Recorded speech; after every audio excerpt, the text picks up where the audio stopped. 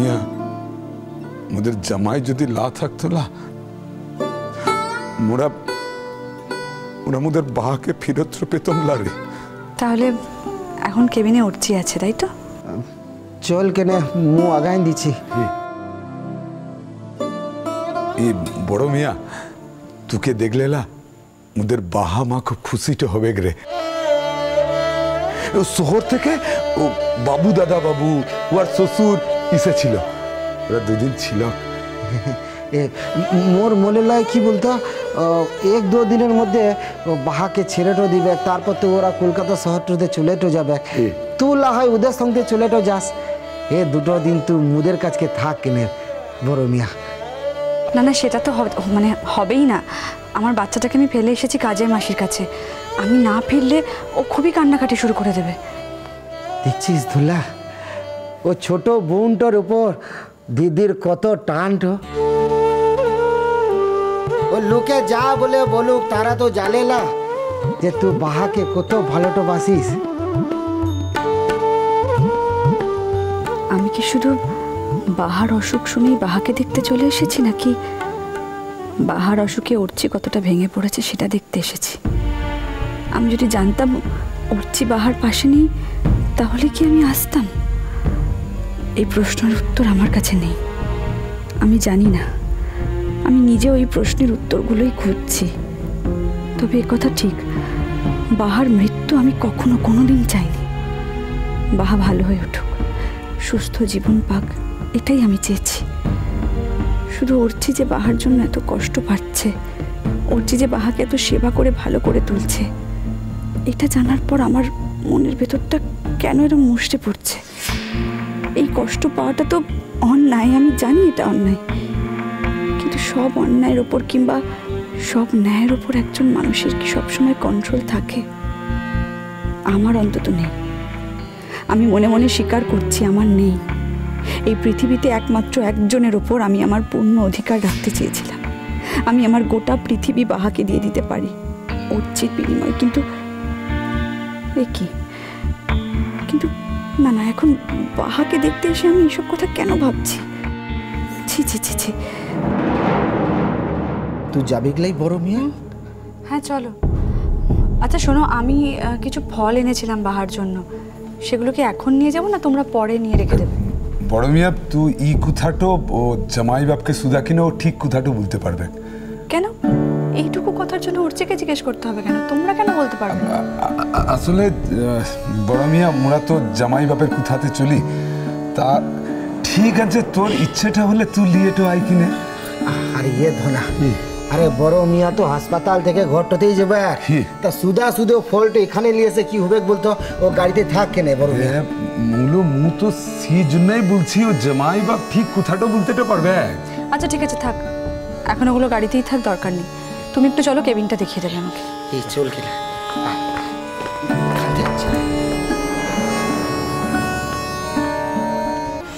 তো বলছি মু খাবো ক্লা। তোমাকে না খাইয়ে আমি কিছুতে এখান থেকে যাব না। দেখেছিস তুই বড্ড জেদ তো করিস। নাও খাও।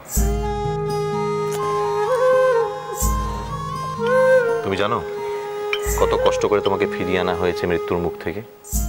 ভালোটাই হতো চলে তো গেলে। হ্যাঁ, আমাকে কষ্ট দিতে পারলে তো আর কিছু চায় না। না কি আর হতো, কতদিন পর মুখেও ভুলে তো যেতিস।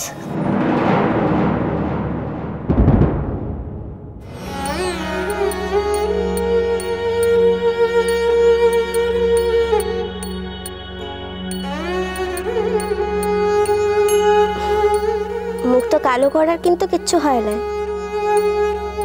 তো মজাটা করছিল। এইসব কথা নিয়ে মজা করা চলে না বা মানুষের সিরিয়াস জায়গায় কখনো আঘাত করতে নেই। আচ্ছা বাবা ঠিক আছে, আর বলবো না। ঠিক আছে নাও একটু খেয়ে নাও।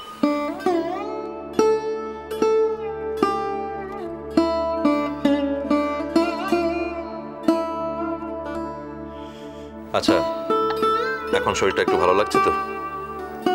তো বলছি এখন ভালোটা হয়ে যাচ্ছে, মুখে ঘরটাতে নিয়ে চল কিনা।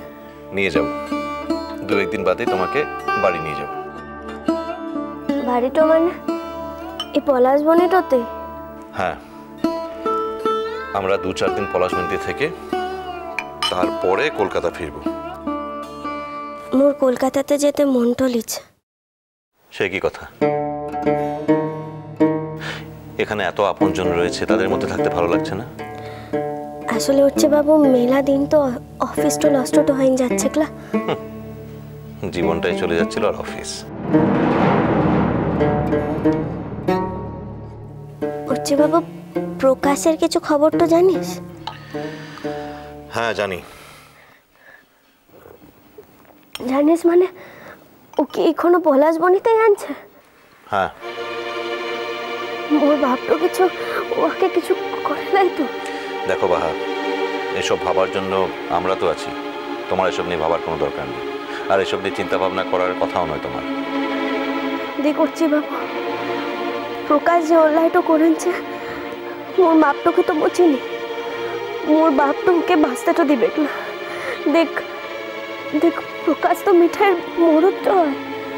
মরদ যতই খারাপটা হোক না কেনে, কোনো বহু চাইবে যে তার মরদটার মরণ হোক। সত্যকাম তাকে মারতে পারেনি। তার মানে চেষ্টাটা করেছিল।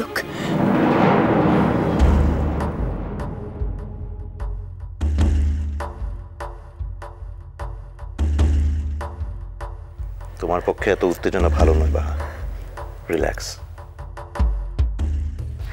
আয় বড় মিয়া। থাক, আমি দেখে নিয়েছি, আমি চলে যাব। আচ্ছা ঠিক আছে। তোমাকে এসব নিয়ে কিচ্ছু ভাবতে হবে না, আমি তো আছি তোমার পাশে। আমি সবটা সামলে নেব। তোরা কিন্তু ওকে পড়ানে মেরে তো ফেলিস না। ও আমার স্ত্রীকে মেরে ফেলার চেষ্টা করেছিল, তোমাকে। হ্যাঁ, যতই বলি আমি জানি ওকে আমি প্রাণে মারতে পারবো না, কিন্তু বেঁচে থাকাও যে কত ভয়ঙ্কর হতে পারে সেটা তাকে বুঝতে হবে। আচ্ছা বাবা, তো খুব রোগাটা হয়ে যাচ্ছিস রে। এখানটা ভালো করে খাওয়া দাওয়াটা করছিস না? আমি ঠিক আছি। না ঠিক লাই, মুখি কানাটা হয়ে যাচ্ছে, কিছু দেখতে তো পাচ্ছি না। বললাম তো বাহা, এখন আমি ঠিক আছি। মাঝখানে আমার কি অবস্থা হয়েছিল তুমি জানো না। আমার সমস্ত পৃথিবীটাই উলটপালট হয়ে গেছিল বাহা, কিন্তু এখন যেন মনে হচ্ছে আমি স্বর্গে আছি। শুধু তুমি সুস্থ থেকো, আমার আর কিচ্ছু চাই না।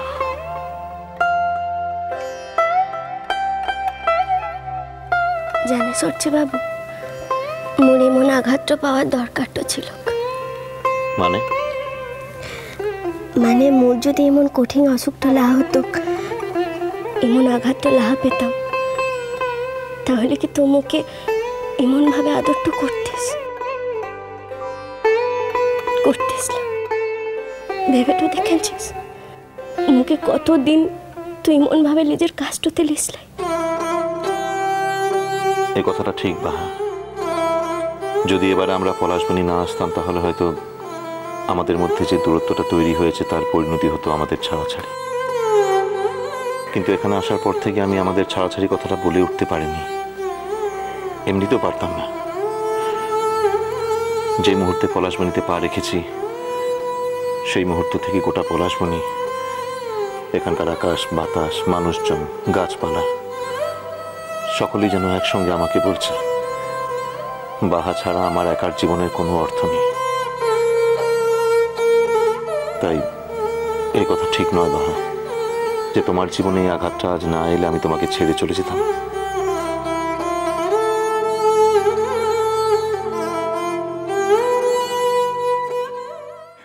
ডাক্তারবাবু বলছেন ইমিডিয়েট ওকে হসপিটালাইজ করতে হবে। শান্তপাতি আর ডক্টর ঘোষ একবার দেখুন তো, গাটা একটু বেশি ঠান্ডা লাগছে মনে হচ্ছে, একবার দেখুন না প্লিজ।